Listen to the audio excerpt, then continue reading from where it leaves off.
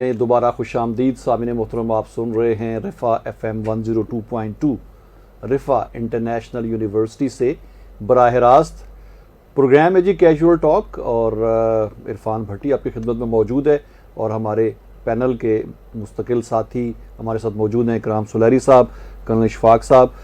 हमारे एक और साथी जनाब अज़र नियाज़ आज किसी वजह से नहीं आ सके, तो आज का जो प्रोग्राम है वो ख़ास तौर पे चूँकि कल 14 अगस्त का दिन था, तो हमने यही सोचा कि इस पे जो है गुफ्तगू की जाए आज के प्रोग्राम में, ज़्यादा बातचीत इसी हवाले से हो।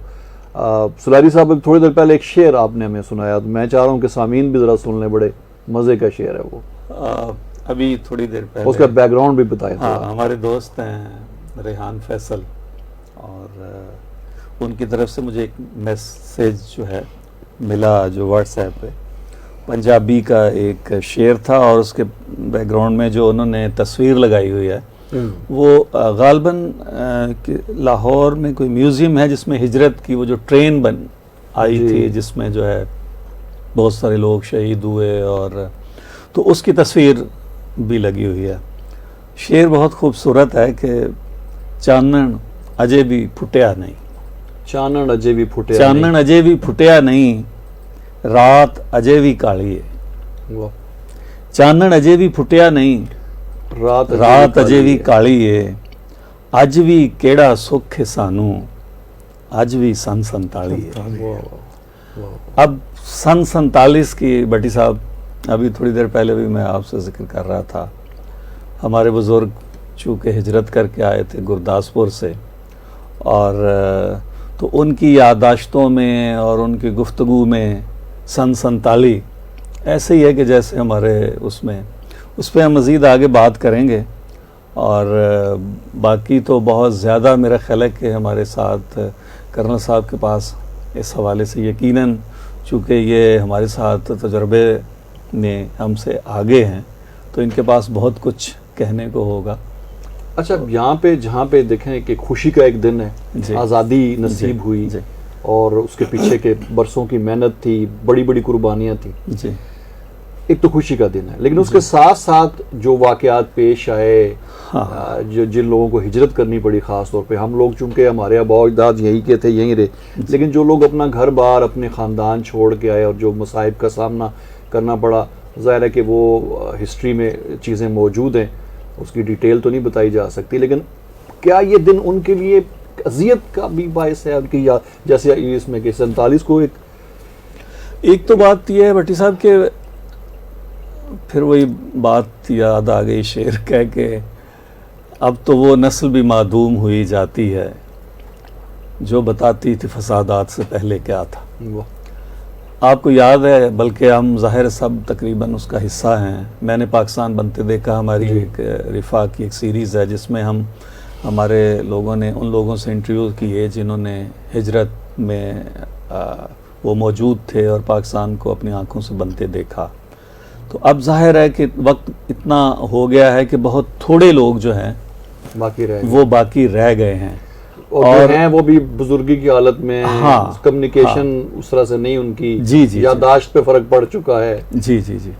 लेकिन ये है कि जो आपका पूछना है, मैं समझता हूँ कि बस मैं अपनी ही बात करता हूँ, इसलिए कि मेरे बचपन की कहानियों में असल में हिजरत की ही कहानियाँ हैं, क्योंकि मेरी वालदा ने जो है वो यानी वहीं के किस्से, वहीं की बातें, वहीं की गुफ्तगूएँ, कैसे हम चले थे, कैसे हमने हिजरत की।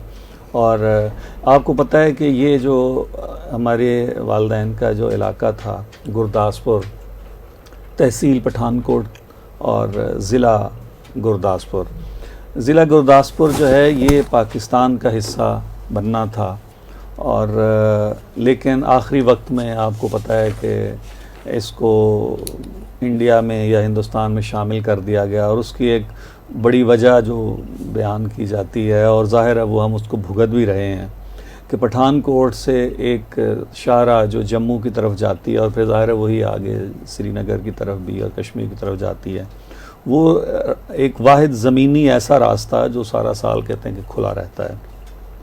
तो कश्मीर का तनाज़ा खड़ा करने के लिए जो गुरदासपुर जो था اس کو، ورنہ ظاہر ہے کہ وہ پاکستان میں آنا تھا.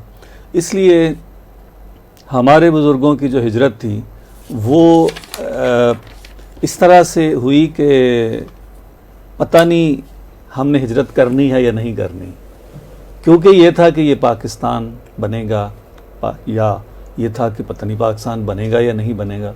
ایک لفظ وہ بولتے تھے کہ پاکستان بول گیا، یعنی اعلان ہو گیا یا پاکستان بننے کا جو ہے وہ حصہ آئے گا. تو وہی باتیں، وہی قصے، اس لیے مطلب ہم لوگ پاکستان کو اسی جذباتی حوالے سے ہی دیکھتے ہیں، کیونکہ ہمارے پاس وہ کہانیاں، آگے ہم وہ ہجرت کے واقعات بھی شیئر کریں گے جو میں نے اپنی والدہ سے سنے. مگر یہ بات ہے کہ ابھی ہم موجود تھے، یہ جو 13 اور 14 اگست کی درمیانی رات تھی، تو اسلام آباد میں اور بھی ہم سب نے دیکھا مختلف شہروں میں جو آزادی کا جشن منایا گیا. مگر اس جشن کے اندر جو ہے وہ آزادی، بلکہ میں دیکھ رہا تھا، میں نے اس کی کچھ ویڈیوز بھی بنائیں، تو میں سوچ رہا تھا کہ اس کو میں کیا عنوان دوں کہ کوئی فرد یہ کہے گا کہ یہ آپ نے، تو میں نے کہا کہ میں اس کو کہیں آپ وہ مذاق کی بات ہے یا صحیح بات ہے، آزادی والی بات ہاں کہ یہ، ہاں کہ اس کو میں لگاؤں، اس کا ٹائٹل یہی ہو کہ مادر بدر آزادی. تو ظاہر ہے کہ آزادی کی ان لوگوں کو احساس ہے، ان لوگوں کی قیمت کا احساس ان لوگوں کے نزدیک ہے جنہوں نے اپنا خون دیا، اپنے پیاروں کو جو ہے اس کی نظر کیا. تو اچھا کرنل صاحب، میں آپ سے یہ پوچھنا چاہوں گا کہ یہ جو ہم ہسٹری میں سنتے ہیں، جیسے بھی یہ تصویر کا ذکر کیا سلاری صاحب نے کہ وہ ایک ٹرین جو ہے وہ لاشوں سے بھری ہوئی آئی تھی، کیا کوئی ایگزیجریشنز ہیں اس میں یا واقعی اس طرح کے واقعات پیش آئے ہیں؟ نہیں، ایگزیجریشن نہیں ہے اس میں. اچھا، دیکھیں چونکہ کیجول ٹاک ہے، ہم پہلے سے تو کوئی تیاری نہیں صحیح، کرتے، جی، لیکن بالکل. جیسے آپ نے گفتگو شروع کی تو آئی اسکریچ مائی مائنڈ، جی اور میرے ذہن میں جو میں نے براہ راست لوگوں سے سنی جی وہ میں نے یہاں پہ لکھ لی ہیں 2-4 پوائنٹ. تو دیکھیں، میں جب وش میں تھا، ایک ادارہ تھا women institute of science and humanities, جی جس میں بچیوں کا ادارہ تھا. وہاں ہمارے ایک ڈائریکٹر اکیڈیمکس تھے، ڈاکٹر M.N. قاضی. وہ بتایا کرتے تھے کہ وہ جب دہلی سے چلے ہیں، جس ٹرین میں تھے، تو اس ٹرین کے اوپر 3 دفعہ حملے کیے گئے. اچھا، ہندوؤں اور سکھوں نے 3 دفعہ ان کے اوپر حملے کیے، اور ان کے سامنے لوگ جو ہے نا وہ گادے گولی کی طرح سے کاٹ دیے گئے.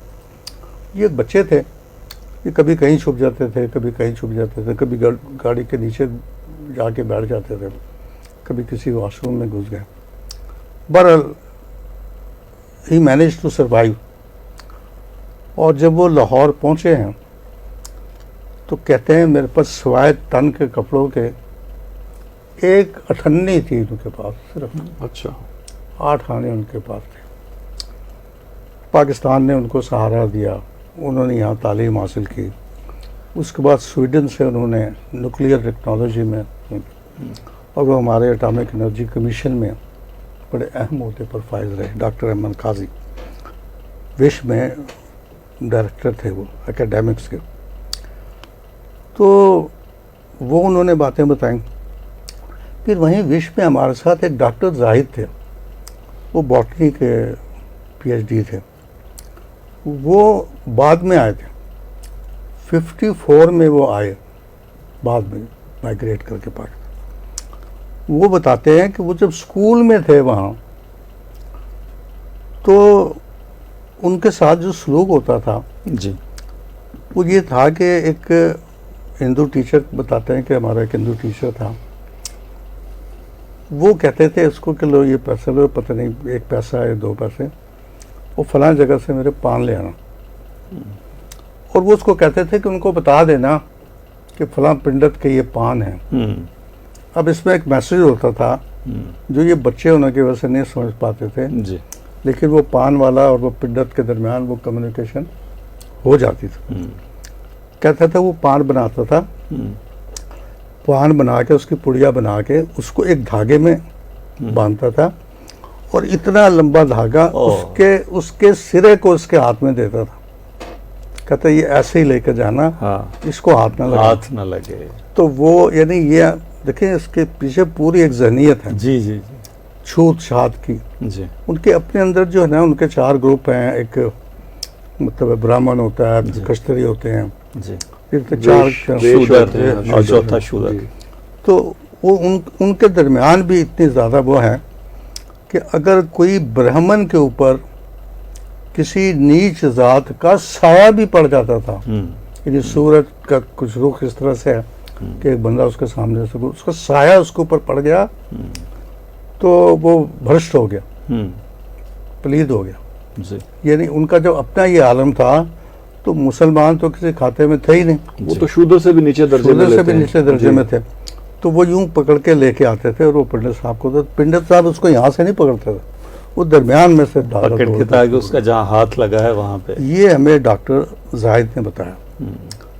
اور ایک دفعہ یہ یہاں پہ جہاں پہ یہ قاضی سعید مولانا سعید کی مسجد ہے, جی جی جی, کامران مارکیٹ کے پاس, وہاں پہ آپ نے دیکھا ہوگا ایک FG اسکول ہے. میں ISPR میں میری پوسٹنگ تھی تو اس کے پرنسپل کا مجھے میسج آیا, وہ لڑکیوں کا اسکول تھا. جی, تو اس کی پرنسپل کا میسج آیا کہ سر میں آپ سے ملنا چاہتی ہوں, تو بڑا ضروری ہے آپ سے ملنا. میں کہا یہ خاتون ہے, یہ بیچاری کہاں آئے گی. میں چلا گیا اس کے اسکول میں. میں گیا, اس نے بڑا پرتپاک میرے کو, میں کہا ہاں کیا مسئلہ. کہتی سر میری اس اسکول سے کہیں پوسٹنگ کروا دیں. وہ right in the centre of the city ہے. میں کہ کیا بات کر رہی ہوں, لوگ تو یہاں آنے کے لیے مرتے ہیں, سفارشیں لگواتے ہیں کہ آپ کی پوسٹنگ ہو گئی, آپ نکلنا چاہتے ہیں, تکلیف کیا ہوگا. جی, پہلے تو وہ جھجکتی رہی, پھر اس نے بتایا کہ سر یہ ہمارے پاس سے ریلوے لائن گزرتی ہے, جی, مرید حسن کا چوک بالکل پاس ہے, جی, اور وہ یوں کر کے اس طرح سے ہے تو ریلوے جی, جی, سے گزرتی ہے. کہ سر جب یہ یہاں سے ٹرین گزرتی ہے نا اور یہ سیٹی دیتی ہے تو میرا دل خراب ہو جاتا. یعنی اس کو وہ وقت یاد تھا جب وہ ہجرت کر کے آئی تھی, وہ چھوٹی سی تھی, اس کے ذہن میں وہ بچپن کا خوف طاری تھا کہ جب یہ سیٹی دیتی ہے نا تو میرے دل کو کچھ ہو جاتا ہے, مجھے کافی دیر لگتی ہے اپنے آپ کو ریوائیو کرنے کے لیے, تو مجھے یہاں سے کہیں دور بھجوا دیں. میں سارے دن اس پریشانی میں رہتی ہوں, اور جب وہ ٹرین گزرتی ہے تو میں اپنا دروازہ بند کر دیتی ہوں, چونکہ میری حالت اتنی خراب ہو جاتی ہے کہ میں نہیں چاہتی کہ میرا سٹاف مجھے دیکھے اور وہ کہے کہ یہ کیا ہو رہا ہے اس کے ساتھ. جی, یعنی وہ جو خوف تھا نا, یہ اتنا زبردست قسم کا خوف. ایک تو یہ میں آپ کو بتانا چاہتا ہوں, ایک آپ نے سعود ساحر کا نام سنا ہوگا. جی, جی, بالکل, بڑے مشہور صحافی تھے. جی, جی, اور حکیم سر سہارنپوری صاحب سر کے چھوٹے سہارنپوری بھائی. صاحب کے چھوٹے بھائی تھے. جی, جی, اور اس کا مجھ پہ بڑا احسان ہے. ایک ویسی ایک ضمناً بات آ گئی جی, جی, کہ ہوا یہ کہ جب تھوڑی سی ایسے, جی, میں جب اپلائی کیا نا میں نے کمیشن کے لیے, جی, جی, تو مجھے نوٹس آیا کہ جی آپ اسکول آف اپرینٹس میں انٹرویو کے لیے حاضر ہو. تو یہ مجھے مل گئے یہاں صدر میں. وہ میں کہ یار یہ اسکول آف اپرینٹس کدھر ہے؟ تو جہاں آج کل آرمی میڈیکل کالج ہے, جی, جی, یہاں پہ اسکول آف اپرینٹس ہوا کرتا تھا, جس میں جو فوج کے اندر جو مستری ٹائپ ہوتے ہیں نا, ٹیکنیشینس, جی, جی, EME کالج کے یا EME کے لیے, الیکٹریکل میکینیکل انجینئرز کے لیے, انجینئرز کے لیے, سگنل کے لیے, ان کے میکینکس کی وہاں پہ تربیت ہوتی تھی. جی, تو ابھی تو وہ شفٹ ہو گیا, اسکول باڑیاں چلا گیا, اچھا, اور یہاں پہ آرمی مریض سے میڈیکل آگے. کالج. جی, لیکن وہ ان دونوں اسکول آف اپرینٹس, اس نے کہا تو ایسا کر میرے ساتھ چل. تو رات کو میرے ساتھ ہی رہا, اچھا, تو صبح میں آپ کو چھوڑاؤں. وہ مجھے سائیکل پہ بٹھا کے اور چھوڑ کے آ گیا. اور وہ الحمدللہ کہ وہ میں نے جو پریلیمنری انٹرویو تھا وہ میں نے پاس کر لیا, اور انہوں نے مجھے میڈیکل کے فارم دے دیے کہ وہ اپنا میڈیکل کرائیں. پر میں اس بات کو یہیں چھوڑتا ہوں, لیکن میں یہ بتا رہا ہوں یہ ایسے ضمناً بات آ گئی کہ سعود ساحر میرے محسن ہے کہ مجھے سائیکل پہ بٹھا کے جو پہلا سٹیپ تھا وہ انہوں نے مجھے کروایا. ان کے ساتھ پھر لمبی گفتگویں ہوتی تھی, تو انہوں نے ایک دفعہ بتایا کہ وہ کھوکھرا پار سے آئے تھے پاکستان، ٹھیک، سندھ والی سائڈ سے، سندھ والی سائڈ سے، جی۔ کھوکھرا پار سے وہ آئے تھے۔ ہوں، آئے کیوں تھے وہ؟ یہ جس اسکول میں تھے، جی، پاکستان بن گیا ہوں، تو جس اسکول میں تھے وہاں درمیان میں نا گاندھی کی تصویر لگی ہوئی تھی، ہوں، اور سب بچوں کو حکم تھا کہ جب وہ اس کمرے سے یا اس ہال میں سے گزرے تو اس کو پرنام کر کے، جیسے چرچ میں ہوتا ہے نا جی، کہ چرچ کی جو درمیان والی جگہ ہوتی ہے دیٹ از کالڈ آئل، ہوں، تو اس پہ کبھی کبھی جو ہے نا حضرت مریم علیہ السلام کا کوئی اسٹیچو یا کوئی تصویر لگی ہوتی ہے۔ ہوں، تو کرسچن کیا میں نے دیکھا ہے، اگر آپ کسی چرچ میں جائیں جی، کہ وہ دائیں سے بائیں یا بائیں سے دائیں اگر گزرتے ہیں نا جی، تو وہ درمیان میں تھوڑا سا جی، جھکتے ہیں ٹھیک۔ اور آداب بجا لاتے ہیں۔ اسی طرح سے ایک دو نے کیا تھا ہوں، کہ انہوں نے اس کے بیچ میں تصویر لگا دی ہوں، اور انہوں نے کہا کہ جو یہاں سے گزرے گا وہ پرنام کر کے گزرے گا۔ ہوں، اب سب ساری یہ کہتے ہیں کہ میں کوشش کرتا تھا کہ میں وہاں سے گزروں ہی نہ، اچھا، میں بائیں سے نکل کے ایک لمبا چکر کاٹ کے ادھر چلا جاتا تھا، میں درمیان میں سے نہیں گزرا۔ لیکن اگر کبھی گزرتا بھی تھا تو میں پرنام شنام کوئی نہیں کرتا تھا، گزر جاتا۔ طبیعت باغیانہ طبیعت میرا اور جارحانہ، لڑکپن سے بھاگیانہ ہے، وہ آپ کو پتہ ہی ہے جی، کہ اس کے الگ واقعات ہیں، جی، بلکہ ایک واقعہ ریلیونٹ جی، ہے، جی، جی۔ میں بتا دیتا ہوں۔ ضرور، یہ جب جنرل ضیاء الحق نے جانا تھا نا، انڈیا جانا تھا ایک دم، جی، تو صحافیوں کی ایک ٹیم جو ہے نا، سینئر صحافیوں کی ایک ٹیم، وہ پہلے چلی گئی، دہلی چلی گئی۔ یہ وہ کرکٹ ڈپلومیسی والا وزٹ تھا؟ ہاں، وہی کرکٹ ڈپلومیسی۔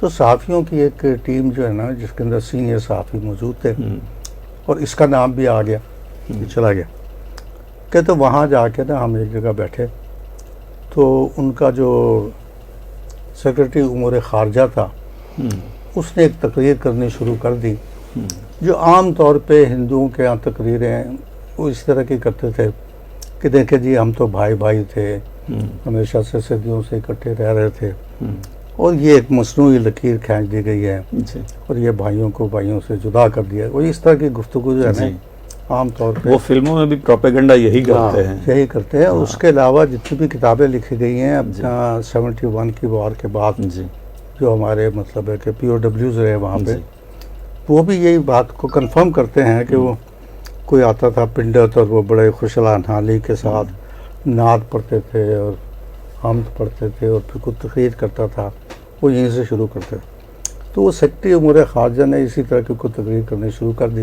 ہوں، یہ پہلے تو سنتا رہا، کہتا ہے میرے دائیں طرف، میں یہ ایون جونیئر موسٹ نا، بس سینئر لوگ تھے، کہتا ہے میرے دائیں طرف بیٹھے ہوئے تھے مجید نظامی صاحب، جی، نوابت کے بانی ایڈیٹر۔ جی، جی، ان کا سر مجھے کچھ اجازت ہے کچھ کرنے کی۔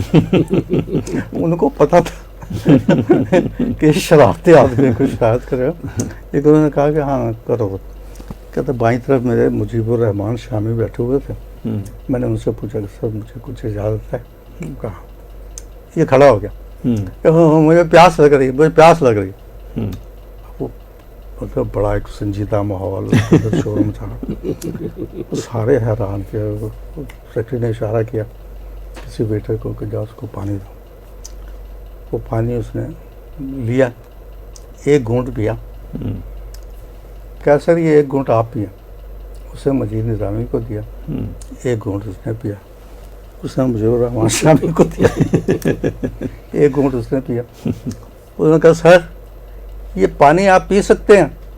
وہ سیکرٹری امور خارجہ، ہاں، سر آپ یہ پانی پی سکتے ہیں؟ اب وہ اس کو سمجھ نہیں آئی کہ میں کیا یہ ہو کیا رہا ہے، ہاں، اور اس نے جو یہ ڈرامہ کیا ہوں، اس سے سارا جو ہے نا وہ بات سمجھ میں آ گئی جی، کہ جو ان کے اور ہمارے درمیان یہ لکیر کھینچی گئی ہے یہ ایسی میننگ لیس نہیں ہے، جی، اٹ از میننگ فل۔ بالکل، تو مطلب یہ ضمناً واقعہ یاد ہے کہ میں بتا ہی رہا ہوں کہ وہ اسکول میں تھے، پرنام نہیں کرتے تھے، ہوں، تو پہلے تو لوگ ان کو اگنور کر دیا کرتے تھے، ہوں، لیکن جب پاکستان بن گیا ہوں، تو وہ جو ہندو تھے نا they use to feel offended, ہوں، اور ایک دفعہ انہوں نے اس کو پکڑ لیا ہوں، کہ تم نے پرنام نہیں کیا۔ اس نے جیسے اس کی زبان تھی اسی زبان میں ان کو جواب دیا، اور وہ انہوں نے اس کو مارنا پیٹنا شروع کر دیا. وہ کوئی ٹیچر ویچر آ گیا, انہوں نے کچھ چھڑوایا انہوں نے. اچھا, اس کا جو اسکول کا پرنسپل تھا وہ ان کے ماموں کا اسٹوڈنٹ رہا تھا. اس نے اس کے ماموں کو بلایا, اس کو کہا کہ یہ جو ہندو لڑکے ہیں نا, دے آر ویری سیریس, اور یہ اس کو چھوڑیں گے نہیں, اس کو غائب کر دو یہاں سے. جی. تو وہ انہوں نے پھر یہ کیا کہ وہ تو پہلے سے کھچڑی تو پکی رہی تھی کہ پاکستان جانا ہے, کب جانا ہے, کیسے جانا ہے. تو یہ واقعہ جو ہے نا یہ کیٹلسٹ کے طور پہ کام آیا, اور انہوں نے اس کو فوراً اپنی بیوی کو اور دوسرے گھر والوں کو کر کے ساؤتھ سائڈ کو انہوں نے ٹرین میں بٹھا دیا. کہتے تھے کہ وہاں سے ہم نکل کے میر پور خاص میں ان کے لیے کوئی کیمپ لگایا گیا تھا, تو وہاں یہ ٹھہر گئے. کہتے میں وہاں سے گھومتا پھر رہا تھا, تو ایک جگہ انگور بک رہے تھے, 4 آنے سیر 4 آنے سیر. کہتے میں بڑا حیران ہوا کہ انڈیا میں انگور نہیں ملتے تھے. جی. کوئی بہت ہی زیادہ کوئی جہاں بلب مریض ہوتا تھا تو اس کے لیے کوئی 2-4 دانے خرید کے لائے جاتے تھے, اور وہ اس کو کھلائے جاتے تھے کہ اس میں کوئی تھوڑی سی جان آ جائے. کہتا میں حیران کہ 4 آنے سیر دے رہے ہیں. کہتا میں نے 2 کلو لے لیے. اس کے بعد پیسے تھے وہ انہوں نے اس کے پاس رکھوائے ہوئے تھے. تو کہتا میں 2 کلو انگور لے کے اور میں گیا اور مامی کو کہا کہ لے مامی انگور کھا. تو کوئی گتھلی سی تھی جو انہوں نے جس میں پیسے ڈال کے اس کے حوالے کیے ہوئے. تو وہ بڑی حیران ہوئی, اور انہوں نے کہا کہ پوری گتھلی کے انگور ہی خرید لائے ہو. تو وہ کہا نہیں مامی پوری گتھلی کے نہیں خرید کے لایا, یہ 4 آنے سیر ملے ہیں. کہتے ڈٹ کے ہم نے جو ہے نا انگور کھائے. مطلب یہ وہ واقعات ہیں جو کہ وہ سعود صاحب. اچھا, ایک اور بات بٹی صاحب, آپ چونکہ درمیان میں بیٹھے ہوئے ہیں تو آپ کی اجازت سے جو ہے نا, حالانکہ ہمارے پروگرام کی جو اس کا سٹرکچر ہے ویسے کہ اس میں کوئی وہ نہیں ہوتا. اصل میں آج سیٹنگ اس طرح سے ہے کہ آج آپ اینکر لگ رہے ہیں درمیان میں بیٹھ کے. صحیح. آپ نے ایک کتاب لکھی, اقتدار کی مجبوریاں, اس پہ بہت لکھا گیا. جنرل اسلم بیگ صاحب کی جتنے تبصرے اس کتاب کے اوپر شائع ہوئے ہیں, میرا خیال ہے پاکستان میں کبھی کسی کتاب پر اتنے بہت زیادہ. اچھا, چونکہ ان کے پاس بہت کچھ کہنے کو تھا, ہم ظاہر ہے وہ اس باتوں کو ابھی یہاں پہ ڈسکس نہیں کرتے, مگر ایک میں نے پاکستان بندے دیکھا, میں آپ نے انٹرویو کیا تھا ان کا, جنرل صاحب کا, ان کا بھی ہے نا. اصل میں جو یاد دلانا چاہتا ہوں, میں چاہتا ہوں کہ وہ واقعہ آپ بیان کریں, کیونکہ میں نے آپ کی کتاب میں وہ پڑھا ہے. جنرل صاحب جب یہاں آئے اعظم گڑھ سے, اور یہ پاکستان بننے کے کچھ عرصہ بعد آئے, یعنی 47 میں نہیں, اس کے بعد آئے. جب یہاں پہ انہوں نے اپلائی کیا تو وہ فیل ہو گئے میڈیکل میں, میڈیکلی انفٹ ڈکلیئر کر دیا. اب ذرا یہاں سے آگے. ہاں, وہ ان کے بھائی تھے کراچی میں, وہ پہلے آ چکے تھے. جی. انہوں نے بتایا کہ جی مجھے میڈیکلی انفٹ کر دیا گیا. کس بات پہ؟ وہ اس بات پہ کہ وہ انہوں نے ڈاکٹر نے کہا ہے کہ آپ کی جو ہارٹ مرمر ہے, جو دل کی دھڑکن ہے, وہ 5 یا 6 دھڑکنوں کے بعد ایک دھڑکن غائب ہو جاتی ہے, ڈراپ ہو جاتی ہے, مس ہو جاتی ہے. تو انہوں نے وہاں کراچی میں 2-3 ڈاکٹر تھے, ان سے مشورہ کیا. انہوں نے کہا یہ تو کوئی ایسی بات نہیں ہے جس کے اوپر اس کو انفٹ کر دیا جائے, اس کے خلاف آپ اپیل دائر کر دیں. جی. انہوں نے اپیل دائر کر دی اس فیصلے کے خلاف.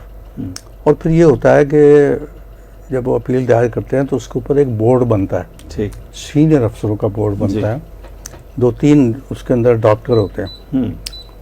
تو وہ شاید فل کرنل ایک اس کا پریزیڈنٹ تھا اور 2 اس کے ممبر تھے.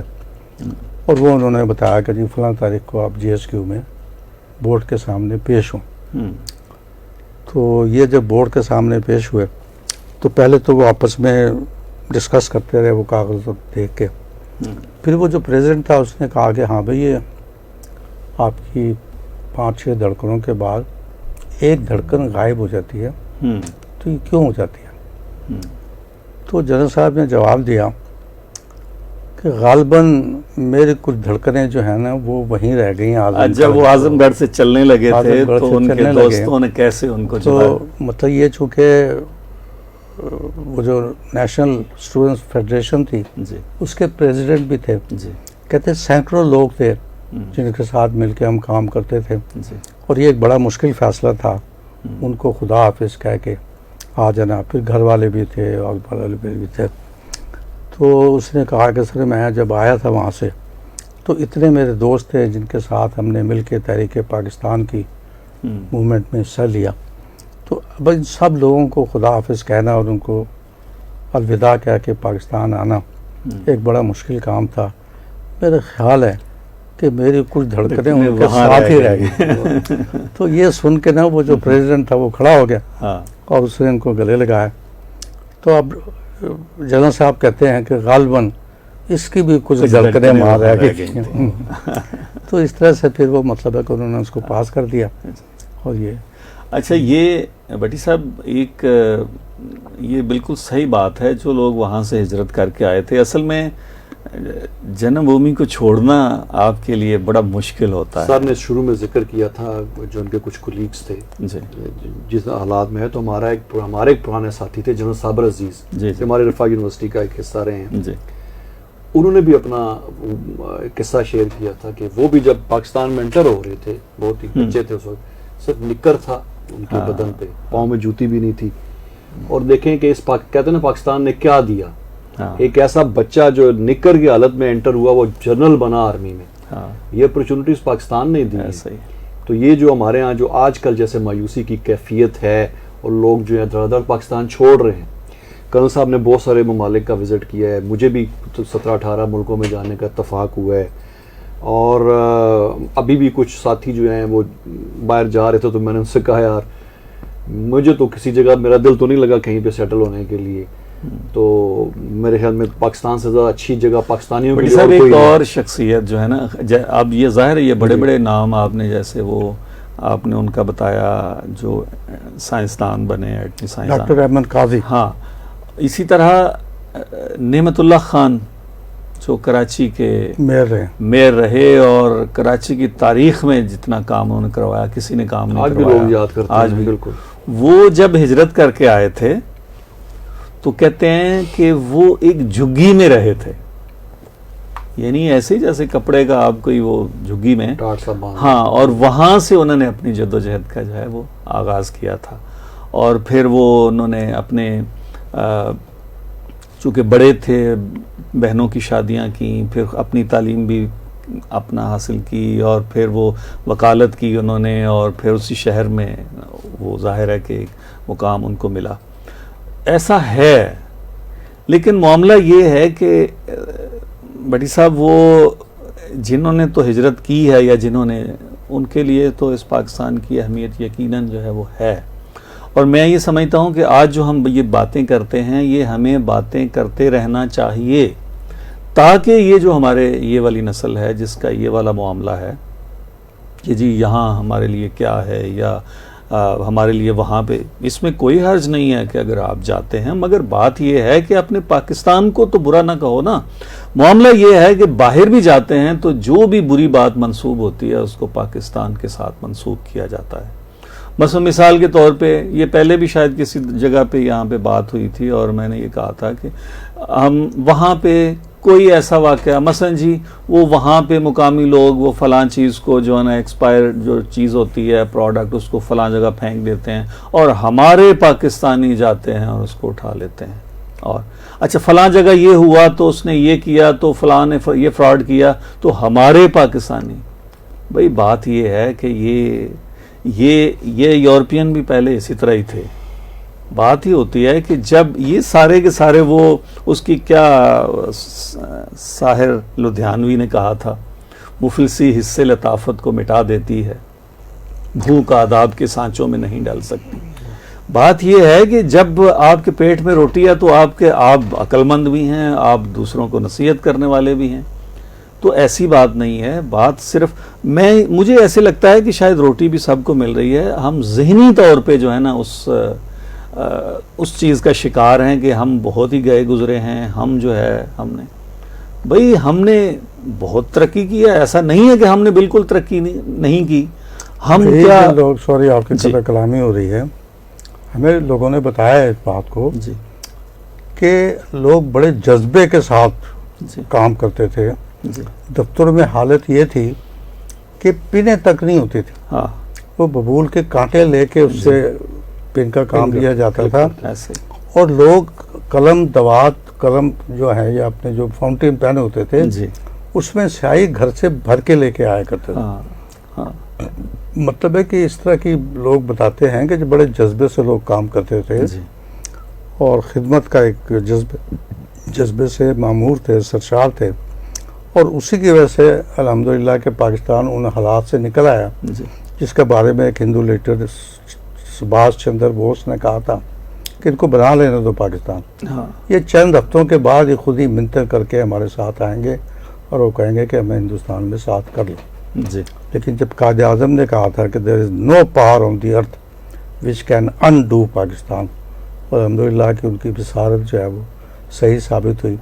اور الحمدللہ کہ پاکستان نہ صرف یہ کہ سروائیو کر گیا ہے بلکہ یہ ہے کہ ابھی الحمدللہ ہم کہاں سے کہاں آئے ہیں.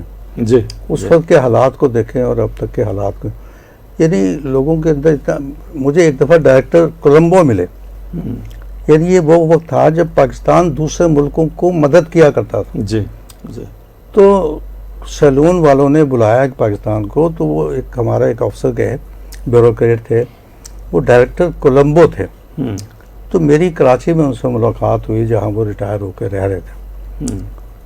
تو ان کے پاس ایک گاڑی تھی مرسیڈیز، جی کہ یہ 1954 کا ماڈل ہے اور وہ ابھی تک اسی گاڑی کو جو ہے وہ چلا رہے تھے. جی ایک دفعہ میں نے اس کو چلانے کی کوشش کی تو مجھ سے تو چل ہی نہیں سکی، گیئر نہیں لگ سکا. لیکن وہ ایک گاڑی ان کو ملی تھی اور بس وہ اسی کے اوپر گزار کر رہے تھے. جی اور وہ اس قدر وہ تھے کہ انہوں نے ایک دفعہ، میں مارشل ہیڈ کوارٹر میں کام کرتا تھا، سینٹرل اسمبلی بلڈنگ میں بیٹھتا تھا. انہوں نے مجھ سے شکایت کی کہ میرا جو مالک مکان ہے، کرائے کے مکان میں رہتے تھے، جی کہ میرا مالک مکان مجھے بہت تنگ کرتا ہے. ایسے کیا تنگ کرتا ہے؟ کہتا ہے وہ بجلی کے بل جو ہے نا وہ مجھے اس کی ڈیٹ جو ہوتی ہے نا اس کی ایکسپائر ہونے کے بعد مجھے دیتا ہے. کہتے ہیں مجھے اس بات کی تکلیف نہیں ہے کہ مجھے اس کو ایکسٹرا چارج دینے پڑتے ہیں. مجھے اس بات کی تکلیف ہے کہ میں یہ سمجھتا ہوں کہ جتنے بھی بل ہیں وہ سارے حکومت پاکستان کے کو جاتے ہیں، تو پاکستان کی مدد ایسے بھی کی جا سکتی ہے. آپ دیکھیں ذہنیت جی کہ پاکستان کی مدد ایسے بھی کی جا سکتی ہے کہ جس کے ذمہ جو ڈیوز ہیں وہ ان کو ان ٹائم ادا کریں. تو مجھے اس بات سے بڑی تکلیف ہوتی ہے کہ میں نے یہ ڈیوز جو ہیں ان ٹائم ادا نہیں کی. اچھا ان کو بھی پتا تھا کہ یہ کتنا نفیس آدمی ہے، وہ سوفسٹیکیٹڈ آدمی ہے، تو اس نے اس کے ساتھ کوئی لڑائی جھگڑا نہیں کیا، بلکہ وہ یہی کرتا تھا کہ ان کے بل روک لیتا تھا اور ایکسپائر ہونے کے بعد ان کو دیتا تھا. تو یہ دیکھیں کہ الحمدللہ کہ ہم کب کہاں کیسے تھے اور آج الحمدللہ ہم کہاں کھڑے ہیں. تو بہت ترقی کی ہے، بہت ترقی کی. بالکل مسائل اپنی جگہ پہ ہیں، ہر جگہ پہ ہوتے ہیں، اور ہمارے ہاں وہ تمام برائیاں پائی جاتی ہیں جو کسی بھی قوم میں پائی جا سکتی ہیں. اور ہم اتنے ہی اچھے ہیں جتنے دوسرے اچھے ہیں، اور ہم اتنے ہی برے ہیں جتنے کافی لوگوں نے ہمیں فیس بک پہ جوائن کیا ہوا ہے. جی بہت بہت شکریہ. آر جے صابر ہیں، آر جے صابر بالا گھڑی، سعید مرزا ہیں، ماجد اقبال بٹ صاحب ہیں، نعیم شاہ ریاض سعودی عرب سے پروگرام کو پسند کر رہے ہیں. اچھا میں جو ہمارے ناظرین ہیں، خاص طور پہ جو میں فیس بک پہ جو لوگ دیکھ رہے ہیں ان سے گزارش ہے کہ وہ لائک بھی کیا کریں اور اس کو اپنی آئی ڈی سے آگے شیئر بھی کیا کریں، تاکہ اگر آپ کو یہ پروگرام اچھا لگ رہا ہے اور آپ دیکھ رہے ہیں، ظاہر ہے آپ کو پروگرام اچھا لگتا ہے تو آپ وقت نکالتے ہیں اس کے لیے، تو باقی لوگوں تک بھی یہ پیغام جو ہے ضرور پہنچایا کریں، اس کو آگے شیئر کر دیا کریں اپنی آئی ڈی سے. تو ہم بات کر رہے تھے سر کہ ہمارے ہاں بھی وہی پرابلم ہیں جو کسی بھی قوم میں پائے جاتے ہیں، مسائل اپنی جگہ موجود ہیں کیا، لیکن اس کا حل یہ ہے کہ بندہ جو ہے وہ ملک چھوڑ کے چلا جائے، اور جہاں پہ آپ جائیں گے کہ آپ کو ایک رسپیکٹیبل لائف آپ کے لیے پڑی ہوگی، وہاں پہ آپ نے کافی جگہوں پہ وزٹ کیا ہے کہ مطلب یہ تو نہیں کہ وہ آپ جائیں گے اور آگے؟ بڑی صاحب کرنا صاحب اس کو عملی تجربے کی ظاہر روشنی میں بتائیں گے، لیکن میں ایک چیز جو ایک بات پہ وہی کہ خوگرے ہم سے تھوڑا سا گلا بھی سن لے، یہ ٹھیک ہے کہ ہم بہت ہیں، مگر ہمارے جو اپنے اینڈ پہ جو کمزوریاں اور خامیاں ہیں ہمیں ان کا اظہار بھی کرنا چاہیے. بس میں یہ کہتا ہوں کہ لائن بنانے میں کون سا پیسہ خرچ ہوتا ہے؟ یعنی ایک بندہ ہے، وہ کسی دفتر میں جاتا ہے، وہاں پہ لائن لگی ہوئی ہے، تو وہ یہ سمجھتا ہے کہ میری شان میں کوئی کمی آ رہی ہے کہ میں لائن سے ہٹ کے یا میں لائن توڑ کے آگے جاؤں. سڑک کے اوپر جو ہے وہ ڈسپلن قائم رکھنے میں یا اشارے کے اوپر کھڑے ہونے میں یا اس میں کون سا پیسہ لگتا ہے، کون سی مطلب جو ہے نا وہ تربیت کی ضرورت ہے. ہاں، تربیت کی ضرورت. تو بات یہ ہے کہ ایک تو یہ احساس ہو کہ بھئی اس کا آغاز ہم نے اپنے گھر سے، وہی بات ہے کہ ہم اپنا گند صاف کر کے تو جو ہے نا باہر ادھر کچرا اپنا پھینک دیتے ہیں دوسرے کے گھر کے سامنے یا سڑک کے اوپر کہ ہمارا گھر اندر سے صاف ہو گیا ہے. تو لازمی بات ہے کہ وہ اس کو اگر دیکھا جائے تو وہ ایسے ہی ہے کہ وہ جو اس کے کچرا پھینکنے سے جو بیماری پھیلے گی تو وہ آپ کے گھر بھی آئے گی. دیکھیں جی، یہ جو باہر لوگ جاتے ہیں نا، جی چاہے وہ کتنا ہی سٹیٹس حاصل کر لیں، جی ان کی حیثیت سیکنڈ ریٹ سٹیزن ہی کی رہتی ہے. بالکل، وہ کبھی بھی وہ جو نیٹو لوگ ہوتے ایکول ہیں نہیں ہوئیں گے، ان کے برابر ان کو کبھی بھی اسٹیٹس تسلیم نہیں ملے. جی بلکہ یہ جو ہمارے برادر اسلامک ممالک ہیں، سعودی عربیہ ہے، یونائٹڈ ایمریٹس ہیں، یہاں تو یہ حال ہے کہ ایک ہی کوالیفیکیشن کا آدمی اگر ایک پاکستان سے ہے اور ایک امریکہ سے ہے تو امریکہ والے کی تنخواہ جو ہے نا وہ زیادہ ہے اور پاکستان والے کی تنخواہ جو ہے نا جی کم ہے. اور اسی طرح سے سعودی عرب کی اکانومی کو ٹھیک کرنے میں پہلے تو ان کی جو دولت ہوتی تھی وہ ایک اونٹ کے اوپر ہی آ جاتی تھی. جی یہ تو جب تیل نکلا ہے تو اس کے بعد سے ہوا. تو وہ پاکستانی ایک آدمی تھا جس کا نام رفیق تھا، جی اس نے ان کی اکانومی کو ٹھیک کرنے میں بڑا کام کیا. اس کی تو بڑی عزت تھی، لیکن ابھی انہوں نے رفیق جو ہے نا وہ ایک استہزاء کی علامت بنا لیا ہے اچھا کہ وہ جب کسی کو یا رفیق کہہ کے بلاتے ہیں تو اس کے اندر ایک تھوڑی سی کنٹمپٹ شامل ہوتی ہے. باہر سے آیا ہوا. اور اگر کسی کو صدیق وہ کہہ کے بلاتے ہیں تو اس کا مطلب ہے کہ یہ تھوڑا سا زیادہ ریسپیکٹیبل ہے. ہاں اچھا، ایک اور بات یہ ہے کہ جب شروع میں جو سعودی عربیہ میں ہمارے طرف سے لوگ گئے وہ ڈاکٹرز یا انجینئر ہوتے تھے، مہندس، دکتور. اور ابھی بھی اب جب مثلا میں گیا، میں انٹرپریٹر تھا اور الحمدللہ کہ ہمارے جو اساتذہ تھے انہوں نے اتنی عربی ہمیں پڑھائی کہ الحمدللہ کہ ہم فلالیسلی بول لیتے تھے. تو وہاں جا کے جب آپ عربی بولتے ہیں نا تو وہ پہلا سوال یہ کرتے ہیں مہندس، دکتور، کہ یا تو تم مہندس ہو، انجینئر ہو یا ڈاکٹر ہو. آج جب ان کو بتاتے تھے کہ نہیں میں نہ مہندس ہوں نہ ڈاکٹر ہوں تو وہ تھوڑا سا بلکہ ایک تھوڑا سا واقعہ سنا دیتا ہوں کہ ہم خمیس مشاہد میں تھے جو ساؤتھ میں نا ایک چھوٹا سا شہر ہے، ان کا پروونس ہے ابہا. ان کا خوبصورت ترین پروونس ہے اور ابہا کا موسم جو ہے نا وہ بہت خوبصورت مری کی طرح کا ہے، مری کی طرح کا موسم ہوتا ہے. بلکہ مری میں تو شدت آ جاتی ہے نا، سردیوں میں شدت آ جاتی ہے، وہاں شدت نہیں پلیزنٹ آتی، رہتا ہے، پلیزنٹ رہتا ہے. اور دیکھیں یہ ایک اور فنامنا ہے کہ جو خط استوا کے قریب جتنے بھی ممالک ہیں وہاں ٹھیک 3 بجے بارش ہوتی ہے.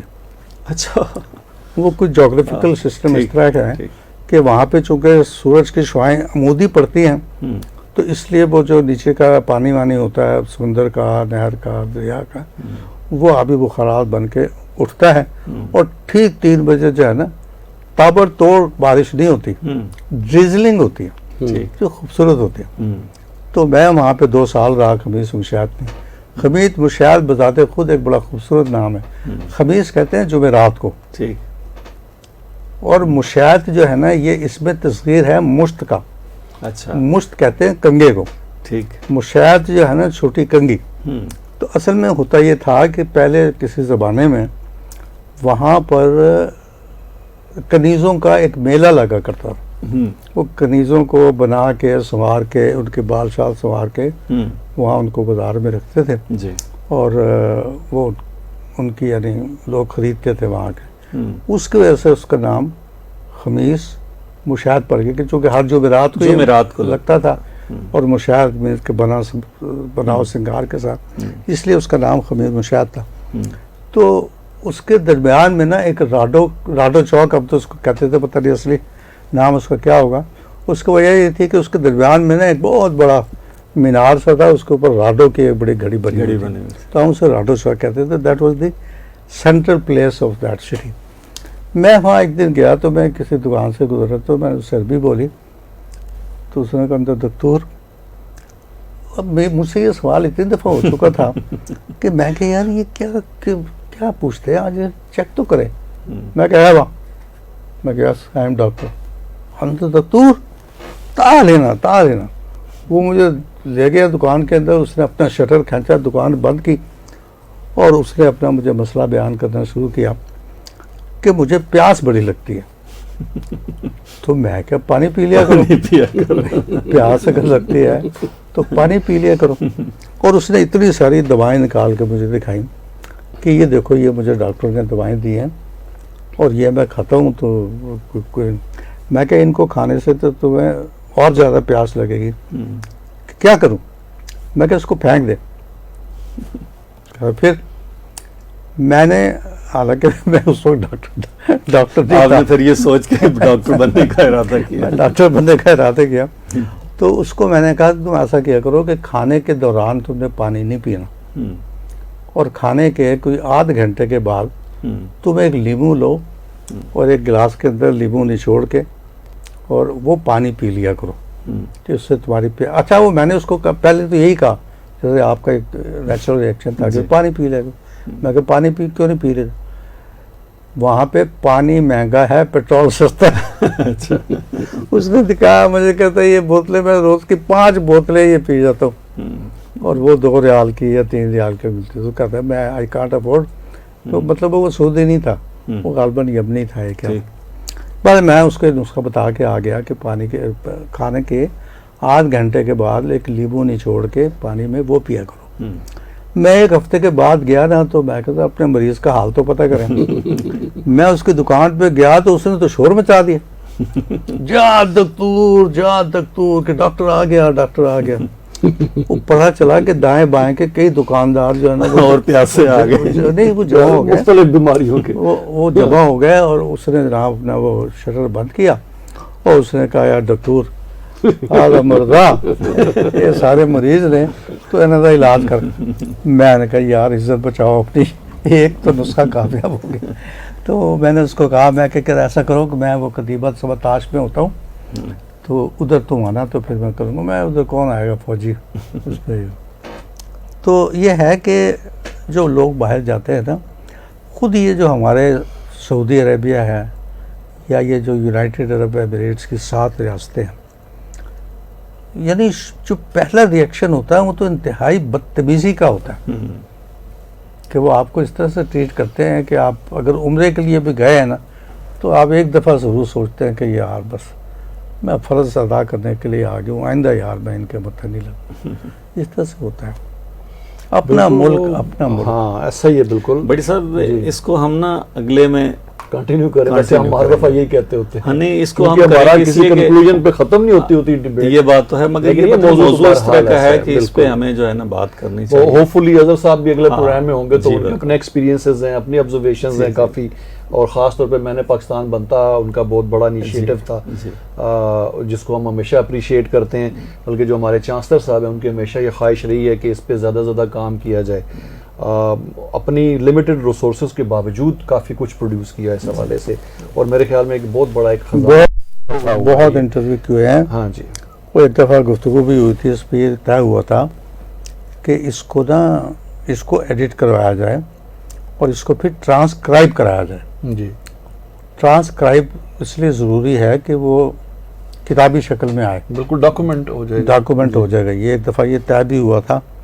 پھر بعد میں پتہ نہیں اکھاڑ پچھاڑ کے سلسلے میں اس میں ایک میرا خیال ہے آپ نے کیا تھا ان کا پروفیسر عنایت علی خان صاحب کا.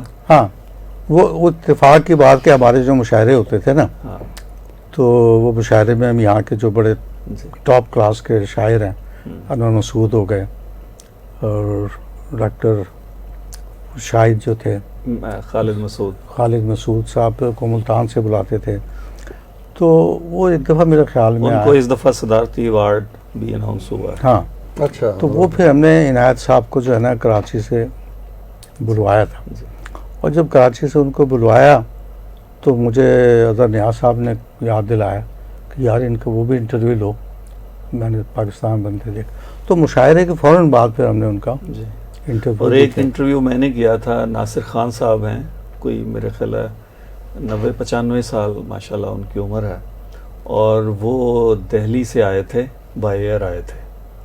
وہ بھی ظاہر ہے ہماری اس سیریز کا حصہ ہے. میں نے پاکستان میں بالکل 2-3 میں نے بھی کیے ہیں جی، اس میں, جی، اظہر صاحب جی. نے کافی سارے کیے. جی بالکل. تو بہرحال وہ بلکہ اس ہمارا ہوتا یوں ہے کہ اب تقریباً ہم اگست کا جو مہینہ ہے اس میں یہ پروگرام چلاتے ہیں, جی. اور اس دفعہ تو میں بھی چھٹیوں پہ تھا, جی. ہم بھول گئے تو ہمیں کسی سامع کی طرف سے پھر یاد دہانی کرائی گئی کہ یہ پروگرام آپ نہیں چلا رہے, تو دوبارہ پھر ہم نے اس کو رکھا. تو بہت بہت شکریہ ہمارے پروگرام کا حصہ بننے کا. سامعین محترم, پروگرام کیجول ٹاک آپ سماعت فرما رہے تھے رفا FM 102.2 پہ. یہ پروگرام ہمارے فیس بک پیج پہ بھی براہ راست نشر ہوا. آپ سے گزارش ہے کہ پروگرام کو آگے شیئر کریں, زیادہ سے زیادہ لوگوں تک ہمارا میسج جو ہے وہ جائے. اور اس کے ساتھ ہی عرفان بھٹی اسٹوڈیو سے آپ سے اجازت چاہے گا. اللہ حافظ.